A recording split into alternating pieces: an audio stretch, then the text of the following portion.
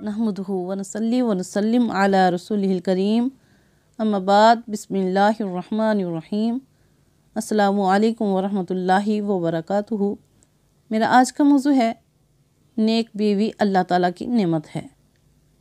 इस्लाम ने जहाँ सबको हुकूक अता फरमाए हैं वहाँ बीवी को भी हुकूक दिए गए हैं।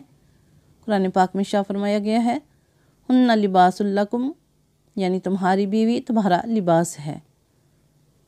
अल्लाह रब्बुल इज़्ज़त ने मियाँ बीवी के ताल्लुक़ को लिबास से तशबीह दी कि जिस तरह इंसान के सबसे ज़्यादा करीब उसका लिबास होता है, इसी तरह तुम्हारी बीवी भी तुम्हारे बहुत करीब है, लिहाजा उससे हुस्न सलूक से पेश आओ।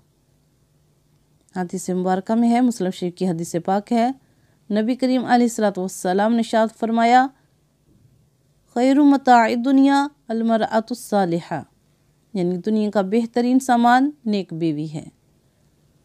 नेक बीवी मर्द को भी नेक बना देती है। और इब्न माजा की हदीस पाक में है, नबी करीम अलैहिस्सलातु वस्सलाम ने शाह फरमाया, मोमिन के लिए तकवा इलाही के बाद कोई नेमत नेक सीरत बीवी से बढ़कर नहीं। तो मुबारक हैं वो लोग जो बीवी की सूरत में मिलने वाली नेमत की कदर करते हैं और उसके हुकूक अदा करते हैं। तो मालूम हुआ कि जहाँ औलाद और माँ बाप नेमत है तो बीवी भी एक नेमत है, उस पर शुक्र अदा करना चाहिए।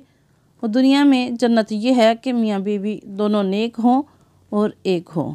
नेक बीवी वो है कि अगर उसको शोहर देखे तो खुश हो जाए, अगर कोई शोहर से काम कहे तो उसकी खिदमत बजा लाए।